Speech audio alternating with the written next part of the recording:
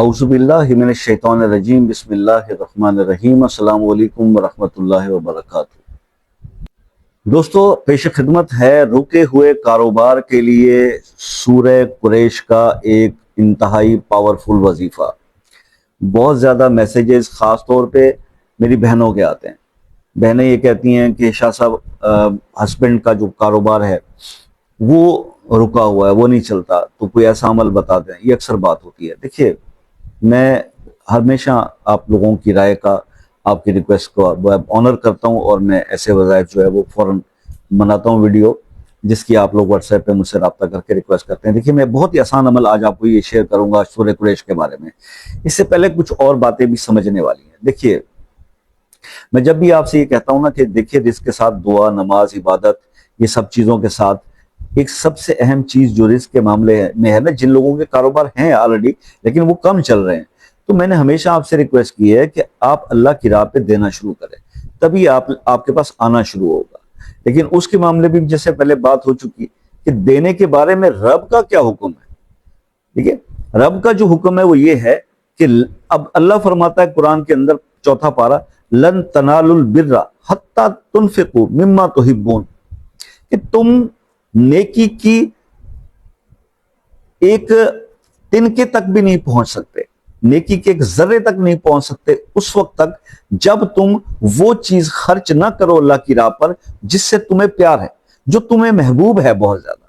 لیکن ہم کیا کرتے ہیں؟ اب آپ کو دیکھیے حضرت ابراہیم علیہ السلام کی وہ قربانی دیکھ لیجئے، سب سے پیاری چیز اولاد ہی تھی نا، تو اولاد کی قربانی مانگی گئی، دینے کے لیے پہنچے، اور وہ قربانی پھر اتنی پسند کی گئی کہ رہتی دنیا تک سنت ابراہیمی ہر مسلمان ادا کرتا ہے۔ تو بات یہ ہے کہ اپنی پیاری چیز، اور آج کے دور کے اندر جو سب سے پیاری چیز میں سمجھتا ہوں انسان کی ہے، وہ اس کا مال ہے بھائی، پیسہ۔ اولاد سے بھی زیادہ بعض لوگ پیسے سے پیار کرتے ہیں۔ تو آپ اپنی پیاری چیز کو اللہ کی راہ پر دیجئے، جتنا آپ خرچ کریں گے اتنا زیادہ ریٹرن ہو کے اللہ تعالیٰ ملٹی پلائی کرے گا، آپ کو واپس ملے گا۔ لیکن اس کے اندر ریاکاری کا عنصر نہ ہو۔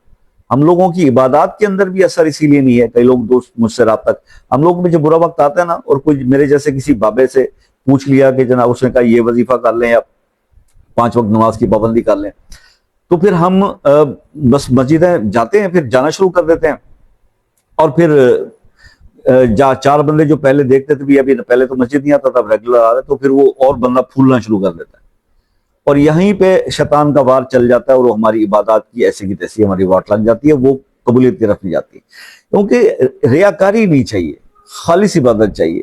آپ کے اندر جو ہے وہ مطلب ہوا نہیں بھرنی چاہیے اس بات کی کہ جناب 4 بندے مجھے دیکھ رہے ہیں اور بس اب میں بس ہاتھ میں تسبیح پکڑ لوں اور ٹوپی شوبی پہن لوں، اور شاہ جی نے کہا ان کا وظیفہ چل رہا ہے نا اب 40 دن نہیں کرتا۔ ایسا نہیں ہے بھائی۔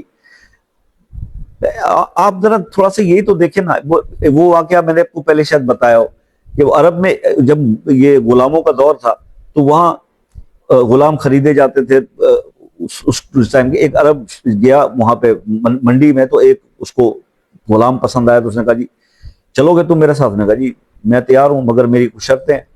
ایک شرط میری یہ ہے کہ آپ سارا دن مجھ سے کام لیں گے، لیکن رات کو آپ مجھے جو ہے وہ نہیں ڈسٹرب کریں گے، اور دوسرے دن سارا دن میں آپ کی خدمت میں حاضر ہوں گا۔ ٹھیک ہے، لے گیا اس کو۔ تو جب سارا دن وہ غلام اس کی خدمت کرتا، رات کو جناب وہ اس کو جو ہے چھوڑ کے اپنے کام میں چلا جاتا۔ تو اب کیا ہوا کہ ایک رات اس کو تجسس ہوا، تو وہ اس عرب نے جا کر دیکھیں تو صحیح، اپنی بیوی کو ساتھ لیا نہیں کہ کرتا کیا غلام ساری رات میں، وہ رات کو ہماری باتیں نہیں سنتا۔ تو انہوں نے جا کے دیکھا تو اس کی جو کچا سا انہوں نے جھونپڑا سا مکان اس کو دیا ہوا تھا رہنے کے لیے اس سردار نے، تو وہ اس کی چھت جو ہے وہ ہٹی ہوئی تھی، اس سے نور کی قندیل اس کے اوپر آ رہی تھی، اور وہ بیٹھا عبادت کر رہا تھا، اور عبادت کر رہا تھا، اور عبادت کے اندر وہ یہ کہہ رہا تھا کہ یا رب العالمین، میں سارا دن اپنے مالک کی خدمت کرتا ہوں جو کہ میرے پر فرض ہے اور میری مجبوری ہے، اگر وہ بھی میرے پہ نہ ہوتی یہ حجت تو میں دن رات تیری عبادت کرتا۔ اب وہ سردار نے سن لیا، خیر وہ دن چڑھایا تو وہ چھت برابر ہوگی، اور وہ چلا گیا اپنے محل میں۔ جب دوسرے دن وہ صاحب آئے، وہ غلام آیا، تو اس نے اس کے اس عرب نے اس سے کہا کہ بھائی میں نے اس طرح سے رات تمہاری بات سنی تو تم میری خدمت تمہاری عبادت میں آتی ہے تو تم جو ہے وہ میری طرف سے بالکل آزاد ہو، مطلب تم عبادت کیا کرو اور کچھ میری خدمت نہ کیا کرو. بس یہ سننا تھا اس غلام نے، اور اس نے اوپر آسمان کی طرف دیکھا کہ اے میرے رب، اب جب پردہ ہی نہیں رہا، اب جب بھرم ہی کھل گیا تو پھر مجھے یہاں پہ کیا میں کر رہا ہوں، مجھے بس اتنا اس نے کہنا تھا. اس کی روح پرواز کر گئی. عبادات جتنے بھی اللہ کے ولیوں نے کی ہیں وہ چھپ کر کی ہیں، خفیہ کی ہیں، اس کو اظہار نہیں کیا. وہ جو ہے وہ اللہ اور اس کے بندے کے درمیان ایک راز ہوتا ہے. آپ اپنی عبادت گزاری کو کریں، ضرور کریں، مگر اس پہ کبھی بھی دکھاوے کا عنصر نہ لائیے گا، عبادات ضائع ہو جاتی ہیں.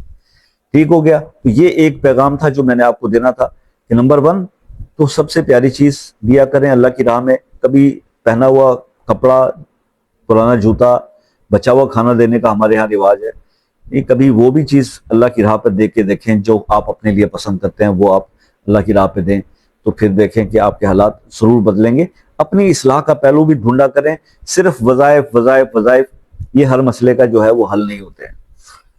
اچھا، اب میں جب یہ بات اکثر کرتا ہوں کہ دیکھیے مجھے اس کے کہنے میں کوئی وہ آر نہیں ہے کہ زیادہ تر خواتین کو زیادہ میں نے دیکھا کہ ان کے اندر عبادت گزاری کا رجحان، کیونکہ جتنی بہنیں جو رابطہ کرتی ہیں مجھ سے تو مجھے یہ محسوس ہوتا ہے، مطلب ہر بات میں کہ جب کوئی وظیفہ یا عمل بتایا جائے تو وہ کہتی ہے کہ آپ مجھے بتا دیں کیونکہ میں کر لوں گی، میرے ہسبینڈ کا تھوڑا سا بھی وہ عبادت میں اتنا نہیں ہوتا، ان کی نماز رہ جاتی ہے، ان کا فلاں.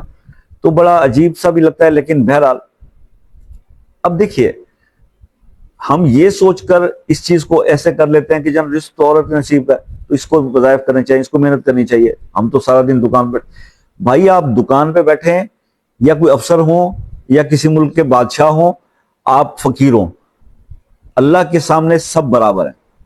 ٹھیک ہے؟ جب نماز اللہ نے فرض کر دی ہے تو وہ سب پہ کی ہے، اس کی چھوٹ کسی کے لیے نہیں ہے، اس کی معافی نہیں ہے. تو پھر آپ کو نماز تو پنجگانہ پڑھنی ہے. ٹھیک ہے؟ چاہے وہ آپ وظیفہ کریں یا نہ کریں. میں تو اکثر یہ بلکہ لوگوں سے کہتا ہوں کہ اگر آپ 5 وقت کی نماز ریگولر شروع کر دیں نا اپنی، تو یقین کریں کہ آپ کو کچھ کرنے کی ضرورت نہیں پڑے گی، کوئی ایکسٹرا نوافل ایکسٹرا وظائف کرنے کی ضرورت نہیں پڑے گی. آپ کے حالات میں تو ویسے تبدیلی آ جائے گی، کیونکہ آپ لوگوں نے کر یہ رکھ. پھر لوگ مجھ سے یہ بحث پہ الجھ جاتے ہیں، وہ جی وہ ان کو بھی تو مل رہا ہے، ان کو زیادہ مل رہا ہے جو نماز نہیں پڑھتے. یار میری بات سنو، نماز ایک مسلمان اور کافر میں فرق ہے، فرق صرف نماز کا ہے. اور جو لوگ نماز نہیں پڑھتے، مجھے پتہ نہیں لگتا کہ آپ ان کو مسلمان یا وہ اپنے آپ کو مسلمان کیسے کہتے ہیں، جبکہ اللہ کے رسول نے تو یہ فرمایا کہ بے نمازی ہے، اس کو مسلمانوں کے قبرستان میں دفن نہ کرو. تو نماز پہلے ضروری ہے. آپ کہتے ہیں کہ وہ جو نماز نہیں پڑھتا، تو آپ کو پتا ہے کہ وہ مسلمان بھی رہ گیا کہ نہیں، اس کا ایمان بھی ہے کہ نہیں ہے. صرف کلمہ یا اس وجہ سے مسلمان کے گھر میں جنم لیا. تو یہ تو ہمیں تھوڑا سا اپنے آپ کو دیکھنا پڑے گا. اب آ جاتے ہیں عمل کی طرف. یہ صرف اگر مرد حضرات خود بھی کریں تو بھی بیٹر ہے. رکے ہوئے کاروبار کے لیے، اس کو چلانے کے لیے، کاروبار کی تیزی کے لیے بہنیں بھی کر سکتی ہیں اپنے شوہروں کے لیے، وہ خود بھی کریں. بھائی 5 وقت نماز کا اہتمام کریں، اور ہر نماز کے بعد اول آخر ایک بار درود شریف، 3 بار سورہ قریش 3 بار پڑھا کریں ہر نماز کے بعد. انتہائی آسان عمل ہے، 40 دن کر لیں. ہر نماز کے بعد 3 بار سورہ قریش اور نمازوں کی پابندی، اول آخر ایک بار درود شریف، یہ 40 دن کر لیں. آپ کا رکا ہوا کاروبار دوڑ پڑے گا، آپ کے رزق میں بے انتہا اضافہ ہو جائے گا. یہ خواتین کر سکتی ہیں اپنے شوہروں کے لیے، شوہروں کو خود بھی کرنا چاہیے، دونوں مل کے بھی کر سکتے ہیں. انشاءاللہ اللہ پاک نے چاہا تو رزق کی تنگی جو ہے، پریشانی جو ہے وہ دور ہو جائے گی، کاروبار بہترین چلے گا. تو یہ ایک عمل تھا جو آپ کو میں نے آج شیئر کرنا تھا. آئی ہوپ کہ آپ کو پسند آیا ہوگا. اس کے علاوہ اگر آپ کسی مسئلے میں الجھے ہوئے ہیں، کوئی پرابلم ہے، مجھ سے کوئی رہنمائی لینا چاہتے ہیں یا دعاؤں کے لیے چاہتے ہیں، وہ مسئلہ اپنے نام کے ساتھ کمنٹ میں لکھ دیجئے، انشاءاللہ خصوصی دعا کریں گے اس کے لیے. باقی میں بیٹھا ہوا آپ سے واٹس ایپ پہ رابطہ کرنا ہو تو عصر کی نماز کے بعد رات 2 بجے تک آپ رابطہ کر سکتے ہیں. دعاؤں میں یاد رکھیے گا. انشاءاللہ زندگی رہی تو نیکسٹ کسی اچھی سی ویڈیو کے ساتھ پھر آپ سے ملاقات ہوگی. تب تک اجازت دیجیے. اللہ حافظ.